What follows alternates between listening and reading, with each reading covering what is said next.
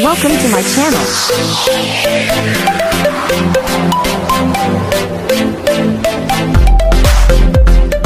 Hello everyone! Welcome back again to my channel. So mga kasukay, mga kalingap, isang mapagpalang araw na muli sa atin lahat. Bago natin simulan ang video na ito, huwag niyo po kakalimutang mag-subscribe. Val Santos Matubang, Kalingap Rob, Ate Edna Vlogs. At supportahan din po natin Kalingap Dan. Sa kanya po nagmula yung maiksing video na ating ipi-play. At syempre, ang aking channel, huwag niyo pong kakalimutan. Gandang Emmy, sa mga hindi pa po nakapag-subscribe. Please subscribe and please hit the notification bell para lagi po kayong updated sa aking mga ina-upload na mga reaction video. So, eto nga mga kasukay, mga kalingap. Kumusta na ba itong si Kalingap Dan? Napakadaming mga pangyayari na hindi natin inaasahan, no? Na talagang ito ay pinag-usapan at sana ay tumigil na, no? Parang tumatahimik na mga kasukay, mga kalingap. So, pero eto, panoorin natin.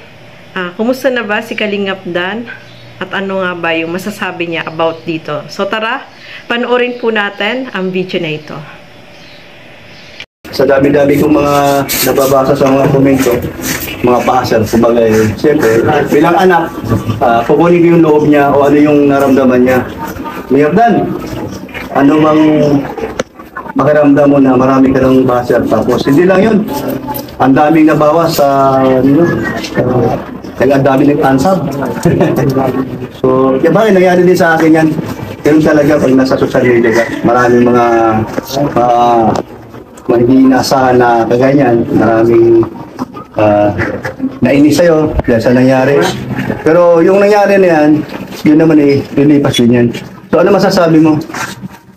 Sa akin, ano naman, rights naman nila yun kung gusto nilang mag-unsubscribe or hindi sumuporta, okay lang po yun dahil karapatan nyo naman po yun. Pero yun, salamat sa mga nananatili, na nagmamahal sa atin at sumusuporta. Salamat po sa mga nakaintindi sa pagtigil ng ating love team. Yun. Ang inaalala ko lang naman siyempre yung views, diba, pag humina, paano na yung mga beneficiary ko, paano tayo tutulong, at siyempre paano tayo magbibigay din ng mga pangangailangan sa mama ko at sa kapatid ko, ang ating pagsustento sa kanila. Kailan ko yung sustain, yun lang naman ang ating inaalala. Pero sa mga bashers, wala naman, okay lang yun, hindi naman tayo nagpapa-affect. Kaya lang, tuloy lang ako sa mission ko, nandiyan po mga sumusuporta sa atin. Patuloy lang tayo. So, ayan mga kasukay, mga kalingap, no? Sabi nga dyan ni Kalingap Dan is, ang inalala niya, yung mga tinutulungan niya. Kasi once na bumaba po kasi yung kanyang mga views, ay talagang affected lahat ng mga tinutulungan niya. Kasi marami na po siyang mga tinutulungan. Siyempre, kailangang puntahan yun. Kailangan ng kapag bibisita ka, talagang meron kang dapat na ibibigay sa kanila.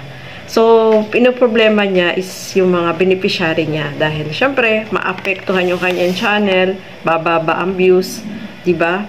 Sa mga basher, okay lang daw, naintindihan naman niya. At kaya-kaya niya ni Kalingap Dan, no? Yung mga basher.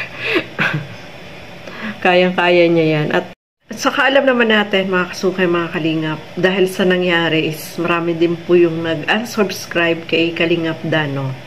So, naintindihan nyo ni Kalingap Dan, may mga pagkakataon talaga na dumarating sa isang tao na may mga pangyayari na hindi inaasahan na ganyan nga, nagkaroon ng mga pangyayari na ganyan, na yung mga subscriber ay mag-a-unsub sa'yo. Dahil alam naman natin, sa social media, no, hindi lahat ng tao ay mapiplease mo, hindi lahat maniniwala sa'yo. Merong mag-i-stay at meron syempre na iiwan ka sa ere, no.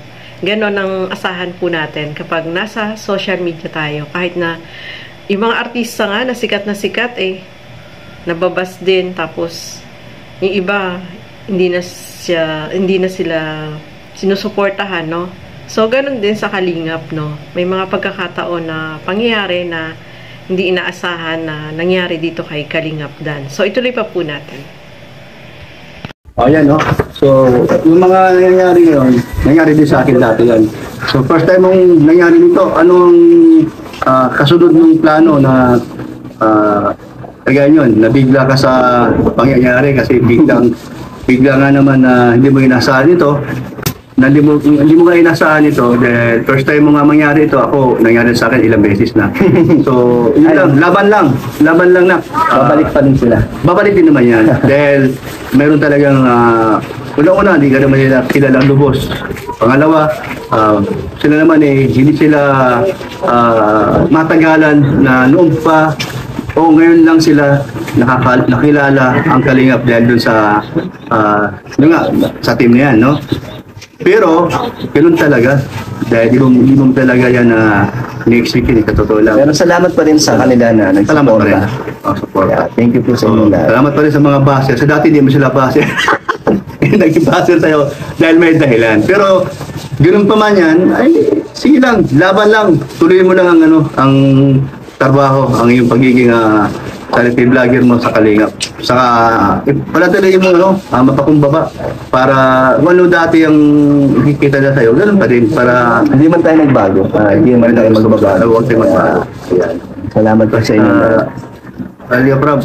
Kalingap Dan, sa totoo lang, nalungkot ka rin sa nangyari dahil yung bang maraming baser ka na. Dati wala ka mang kabaser-baser, pero ngayon napakadami na. Diba? Sikat na ako eh. Sikat na ako dahil sa bashers. Ayun nga sabi nila, titik sa bunga, binabato ng bunga. Yun ang ibig sabihin na Okay lang naman. baser na yun. Nalungkot din tayo syempre na si Medit ang first natin na ang dami din na itulong ng community ng Medit. Oo nga, Kaya, totoo yun. Hindi naman natin maitatanggi na nakatulong din talaga ang love team na ginawa ni Kalingap Rab. Pero yun, hanggang doon lang talaga tayo. Kaya maayos naman tayo nagpaalam para habang maaga wala nang hindi na lumalim kung ano man yung mga inaasahan ng mga supporters. Hindi na natin pinatagal para hindi na ganun sana. Mas masakit kasi mas matagal, di ba? Kaya habang umaga pa lang, sinabi na natin yung totoo. Ganun lang. Pero tanongin Sabi siya ni Kalingap Dan, habang maaga daw ay pinutol na niya kasi ayaw niya na mas lumalim pa yung expected ng mga tumatangkilik sa kanila, no? So, para sa akin, yung love team naman po is for good vibes at saka hindi naman talaga seryosohan niya, no? Depende na rin lang sa kanila, no? Kung magiging sila, pero yung mga viewers kasi, yung iba, pinupost talaga na sana magkatuluyan sila, ganyan. Yun ang mga nasa isip po ng mga viewer, no?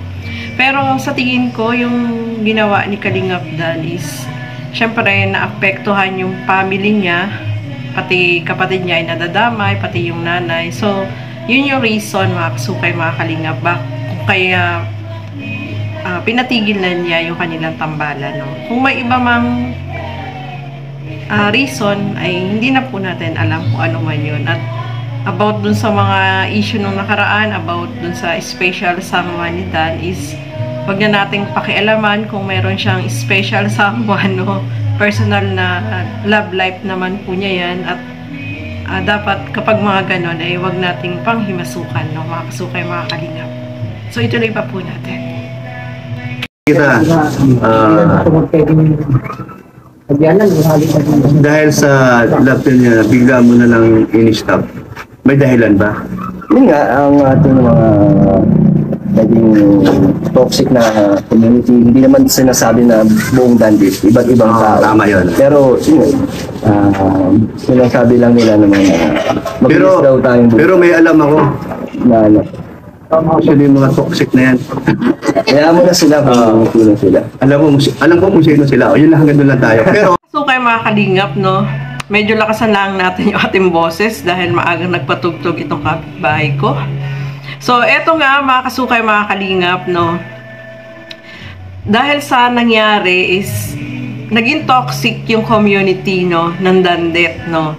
Dahil sabi nga dyan ni Kalingap Dan, sa community pa lang, sa loob ng GC ay nababasa niya na talagang nababas din siya kung ano-ano yung mga sinasabi about sa kanya.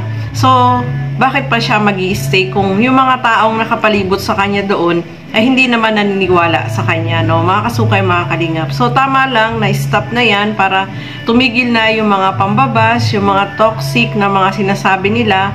At, syempre, para din naman yun sa kay Kalingap Dan, kay Medit, at saka kay Joy, no? Mga kasukay, mga Kalingap. Sabi nga dyan ni Kuya Brooks, yung mga dating hindi nambaba sa kanya ay binabas na siya. So, ganun talaga kapag nasa social media, no? Di natin please lahat ng mga taong nakapaligid sa atin at laban lang, Kalingap Dan, no? Lilipas din yan, no?